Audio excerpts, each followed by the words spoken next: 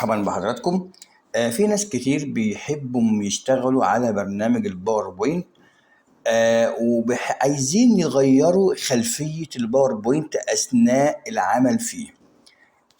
بداية يا جماعة، الباوربوينت برنامج جميل جدا لتقديم العروض. طبعا المفروض إن حضرتك تكون مسطبه على الجهاز بتاعك. لما تسطبه طبعا احنا عايزين بقى نفتحه. طبعا بضغط على ستارت. طبعا هو الشكل اللي موجود قدامك اللي الماوس بيتحرك حواليه كده، او بمعنى اصح ممكن اجيب اول بروجرام، اضغط على اول بروجرام، اجي هنا مايكروسوفت اوفيس. مايكروسوفت اوفيس يا جماعه هيكون طبعا قدامكم، ادي مايكروسوفت اوفيس، اضغط عليه. ادي يا جماعه مايكروسوفت باوربوينت 2010. طبعا يا جماعه دي نسخه 2010. اضغط على مايكروسوفت باوربوينت 2010. طبعا هيجي لك زي ما هو ظاهر كده قدامك. طبعا دي شريحه مايكروسوفت اوفيس باوربوينت. تمام كده. انا عايز اغير الخلفيه ديت بصوره حلوه كده وصوره جميله تجذب المشاهد. تمام كده. تمام. الاول يا جماعه انا هغير الشريحه ديت، ان انا مثلا هاجي على الصفحه الرئيسيه، اضغط عليها شريحه جديده واخليها اللي هي فارغ، هي واحده كده. تمام. انا عايز اغير الخلفيه البيضاء اللي موجوده قدام حضراتكم. بالنسبه للكتابه سهل ان احنا نكتب فيها، وهقول لك هنكتب عليها ازاي.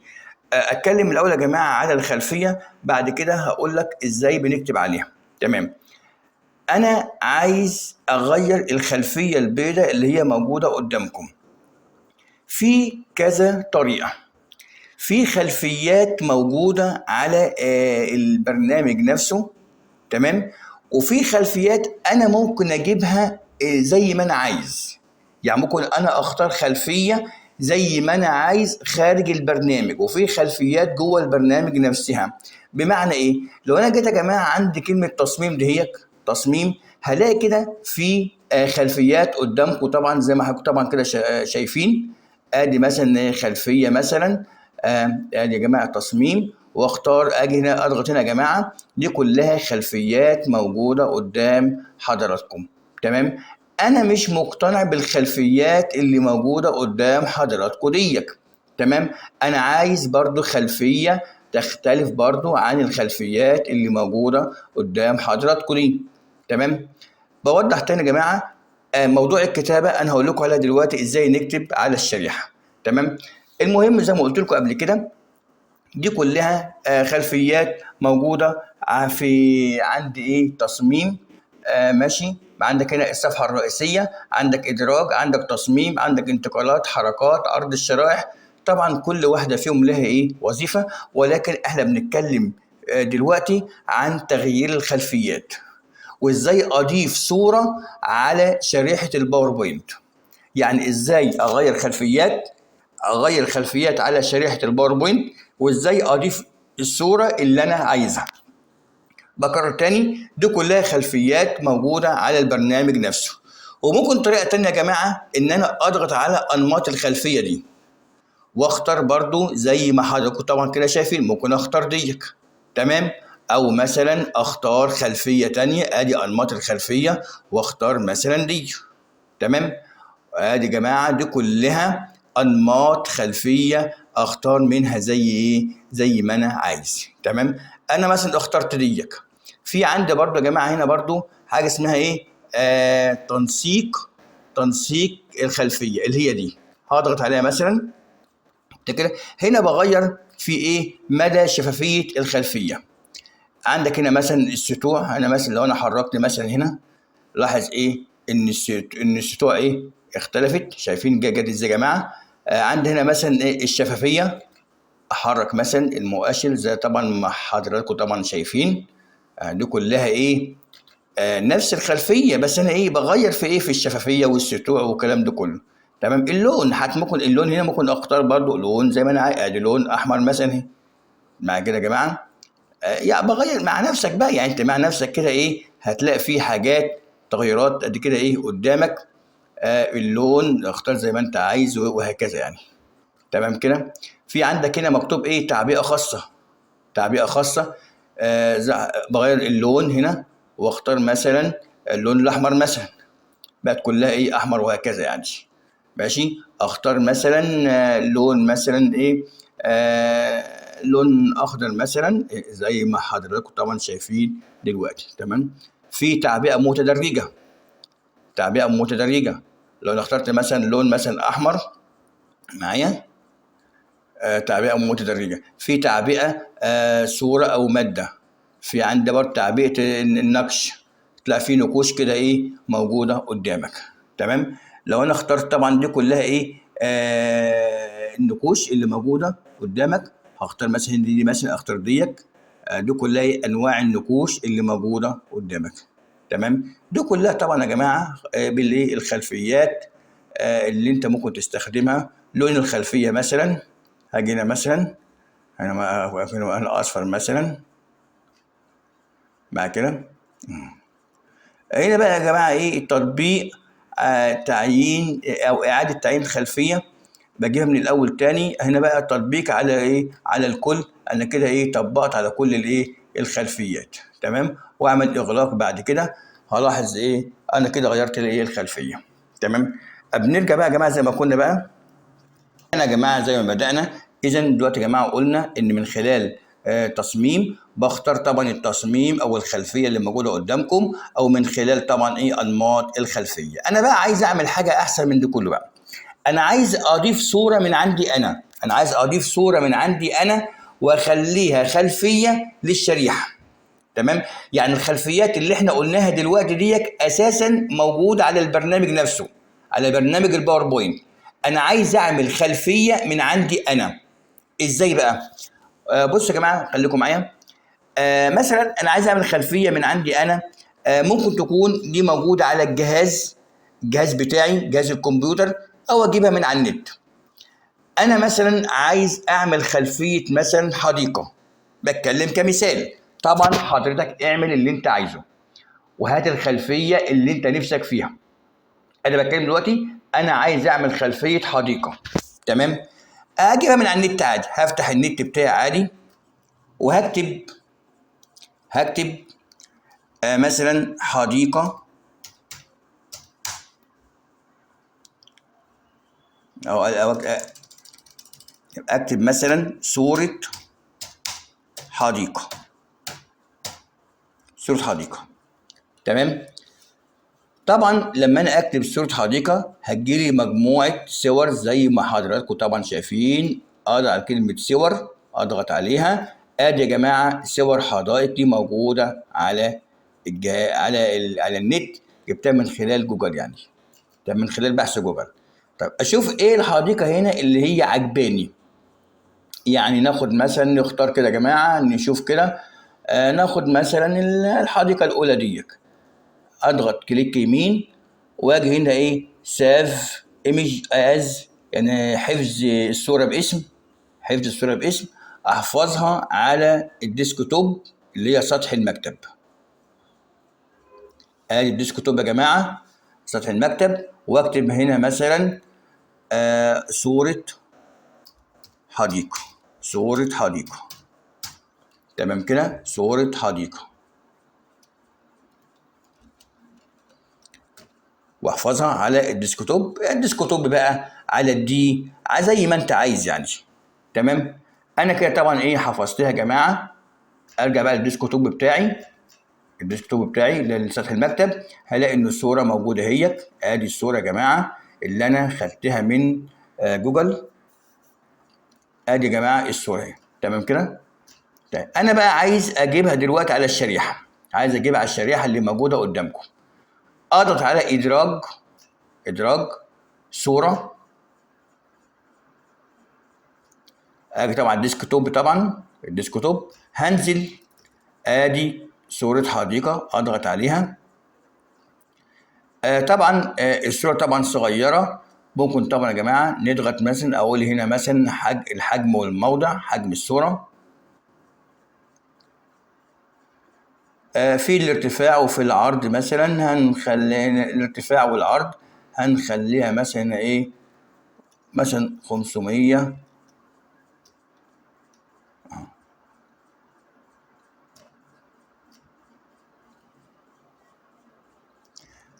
طبعا يعني الصورة بس ايه مش جاية تمام.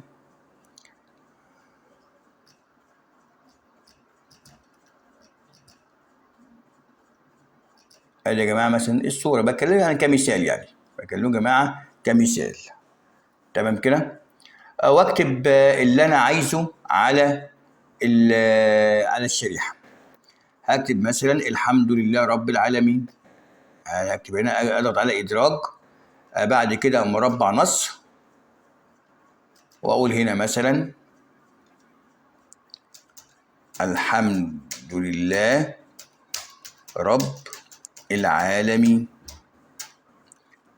اظللها طبعا، واجي عند البونت بتاع الخط، واخليها مثلا يعني زي ما انت عايز بقى مع نفسك كده بقى ايه، مثلا 54 مثلا 54. ماشي كده. واجي هنا ايه اديها مثلا اغير مثلا اللون بتاعها، مثلا ادي الصفحه الرئيسيه اللون الاحمر. ادي اللون الاحمر يا جماعه. ماشي. ممكن اغير نمط الخط نفسه الصفحه الرئيسيه، واختار ايه نوع الخط. ماشي معايا كده يا جماعه. في يعني خطوط كويسه جدا. حاجه زي كده مثلا بقى يا جماعه كده. حاجه زي كده مثلا الحمد لله رب العالمين. تمام. انا عايز اغير الصوره دي، يعني عايز اغير اعمل صوره تانية. هرجع للصور اللي موجوده على جوجل تاني، واشوف مثلا هنا صوره تانية. ندور على صوره تانية يا جماعه هنا.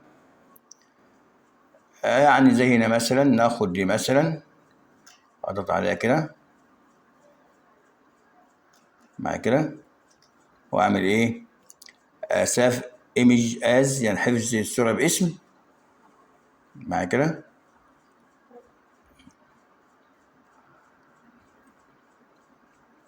واجي برضو اخليها برضو ايه، يعني خليها صورة حديقة اتنين مثلا صورة، او خليها صورة اتنين اي اسم يعني زي ما انت عايز. تمام كده. ونيجي بقى عند الشريحة تاني مع كده يا جماعة. هنخلي نعمل نسخ للشريحة ديت، ونعملها لصق تاني تحتها هنا. خلي اللي فوق زي ما هي. نيجي بقى هنا، لو ضغطت عليها ودوست على ديليت كده ايه اتحذفت طبعا. دي طبعا ايه زي ما هي. تمام كده. ونيجي عند ادراج صورة، كنا سميناها ايه صورة اتنين. ادي صورة اتنين. تمام. طبعا الصورة طبعا قدامك طبعا صغيرة مع كده. هناخد بس ايه الحمد لله رب العالمين، نخليها لوحدها في الجنب هنا اهي.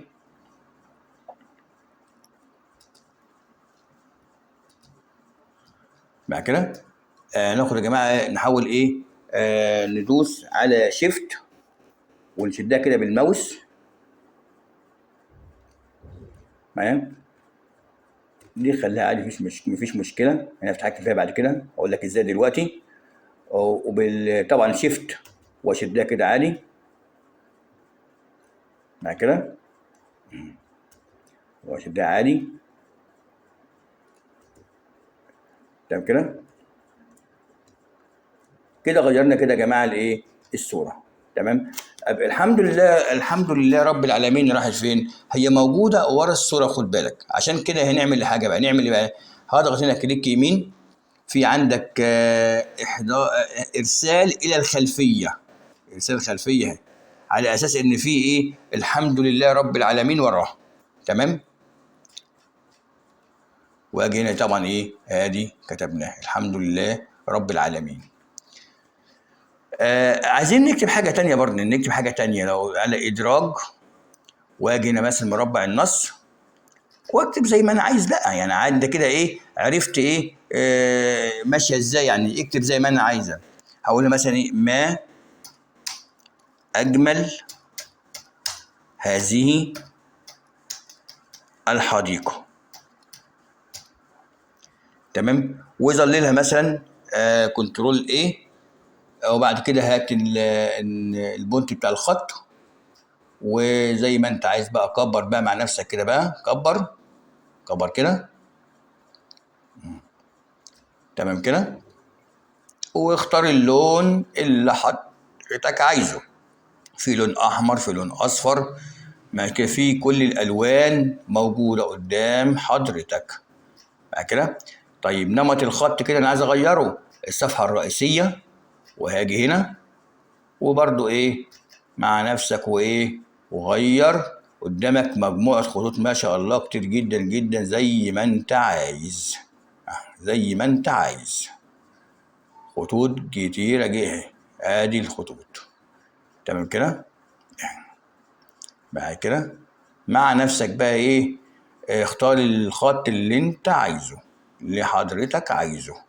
تمام كده. وهنشدها ايه، هنشدها كده ادي ادي. تمام كده. طبعا دي صورة اي صورة، يعني ممكن تجيب اي صورة من على النت يعني، او صورة موجودة عندك على الجهاز. تمام كده. لو انا مثلا هنا ايه ضغطت على عرض الشرائح، عرض الشرائح مثلا ايه خليها مثلا من البدايه مثلا، وننزل كده ادي الاولانيه وادي الايه وادي الثانيه، ادي الشريحه الثانيه. تمام. خد بالك بقى في احنا ممكن ايه يعني نكتب حاجات، يعني مثلا عندك هنا ايه كتبنا الحمد لله رب العالمين، وعندك هنا ايه ما اجمل هذه ايه الحديقه. في عندك برضو هنا نكتب مثلا جمله ثانيه، واقول لك انا ليه هدف من كده، ادي ادراج، واكتب كمان جمله نتمنى لكم زيارة